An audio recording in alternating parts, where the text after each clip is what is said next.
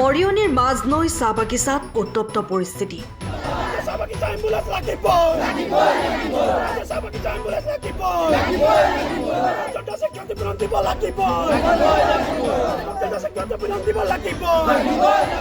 বাগিচাৰ এজন স্থায়ী শ্ৰমিকৰ মৃত্যুৰ পিছতে এই উত্তপ্ত পৰিস্থিতিৰ সৃষ্টি হয়।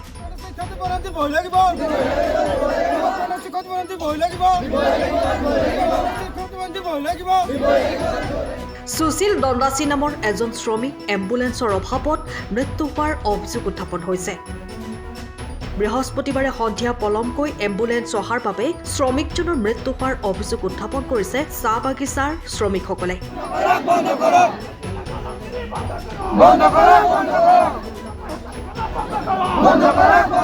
চাহ শ্ৰমিক আৰু আটাচাই বাগিচাৰ কাৰ্যালয় ঘেৰাও কৰি এনেদৰে এতিয়া উত্তাল প্ৰতিবাদ সাব্যস্ত কৰে।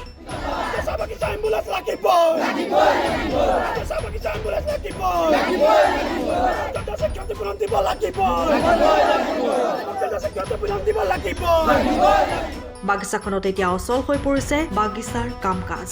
অতি দুখেৰে জনাওঁ যে যোৱাকালি সুশীল দণ্ডাচী আমাৰ শ্ৰমিক এজনে মাজনৈ চাহ বাগিচাৰ তেখেতে সাধাৰণ জ্বৰ আৰু পায়খানা পাতল পায়খানা হোৱাৰ দুখত মানে এম্বুলেন্স নহাৰ দুখত আমি এম্বুলেন্সৰ কাৰণে আমি 6:33 ফোন কৰিছিলোঁ আৰু কোম্পানীয়ে আমাক এম্বুলেন্স দি পঠিয়াইছে 7:45। এই 1.5 ঘণ্টা যিটো এম্বুলেন্সৰ চেলেং 1 কিলোমিটাৰ ৰাস্তা আহিব সময় লগাৰ কাৰণে তেওঁ আমাৰ মাজৰ পৰা হেৰাবলগীয়া হ'ল। আৰু অতি দিশৰ এইটোৱে প্ৰথম ঘটনা নহয়, তেনে ঘটনা আজি এইটোলৈকে 4বাৰ। আজি ছুটু মাঝি বুলি আমাৰ মাজৰে এই তেখেতৰ এই এম্বুলেন্সৰ দুখতে মৃত্যুবৰণ কৰিবলগীয়া হৈছিল আৰু লাষ্টত তেখেতৰ ডেড বডিটো আমি ৰিক্সাত আনিবলগীয়া হৈছিল। অতি দুখেৰে এই কোম্পানী আৰু এই মেনেজমেণ্টৰ গাফিলতিৰ কাৰণে আমি তেনেকৈ পৰিস্থিতি আমি ভুগিবলগীয়া হৈছে।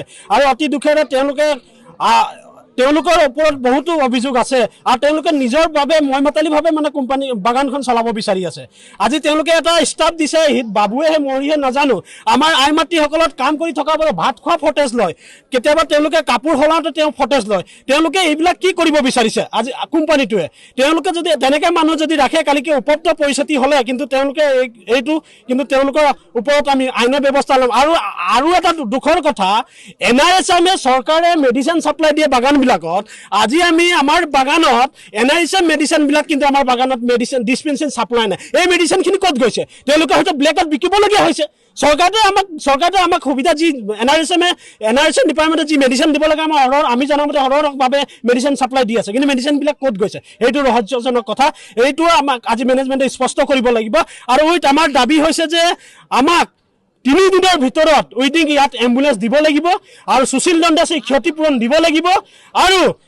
আৰু এটা কথা, যিকোনো শ্ৰমিকৰ পৰিয়ালৰ পুত্ৰই হওক বা ভতিজাই হওক যদি কিবা বেমাৰত মেজৰ বেমাৰ কিবা ডাঙৰ বেমাৰ হ'বলগীয়া হয় গুৱাহাটী ৰেফাৰত দিয়ক বা ডিব্ৰুগড় দিয়ক, তেওঁলোকে এম্বুলেন্সৰ ব্যৱস্থাটো কৰিব লাগিব।